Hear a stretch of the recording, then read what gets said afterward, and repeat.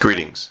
In this video we're going to be discussing the FHA Addendum for the sales contract. You would use this addendum if the buyer is obtaining an FHA financing, FHA loan, and you'd fill out this addendum and accompany it with the sales contract to discuss about the FHA financing and a couple of terms and conditions therefore discussed in this document. Before we fill out this document, I want to take a quick less than a minute to discuss about our real estate brokerage.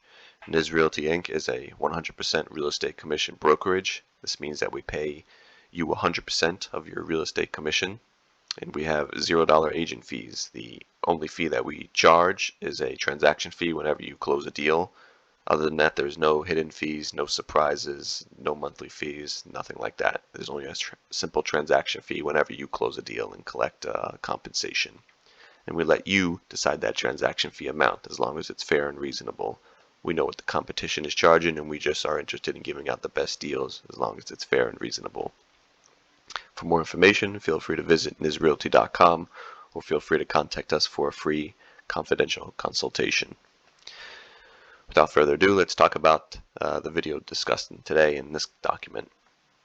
So the seller, the buyer, and the address is what you put first at the top here. Fairly simple and standard, so we'll fill this out very quickly. You just put seller's name, buyer's name, however many buyers and sellers there are, and you just put the property address here. Let's just put some placeholders to move on to the important parts of the video. Next part is here. You would have the party's initial here. That's what this specific area is for. You have the buyer's initial here and the seller's. If there's more than two each, then just have them initial here. Just put all their initials up here somewhere.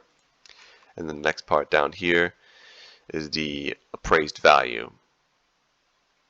So whatever the sales contract amount is usually is what you'd put here. So if the sales contract is for, let's say, $500,000, then you'd put the amount of $500,000 here.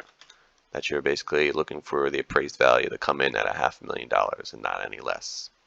Otherwise, then the buyer can't obtain financing through this FHA financing, and they have the option to pretty much walk away at this point.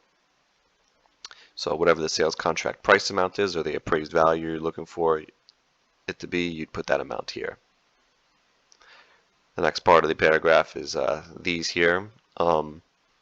Usually you can leave them with the recommended amount, such as the fees and prepayment. Sellers required to pay all FHA regulations up to a maximum of $250 if left blank. You could put in a different amount here, but usually mostly everyone puts just leaves it blank, or just puts, if you're like me, I like to just not leave things blank and fill it in and just keep $250 written there as it's written here.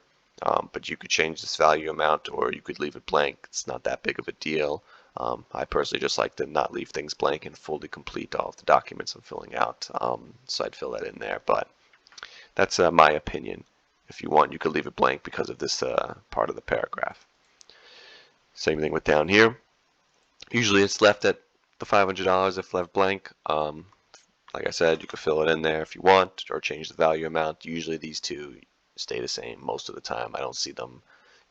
The figures usually change from there. Sometimes they're put lower, sometimes a little bit more, but very rarely. Usually it's just left at these amount, unless the parties don't agree otherwise.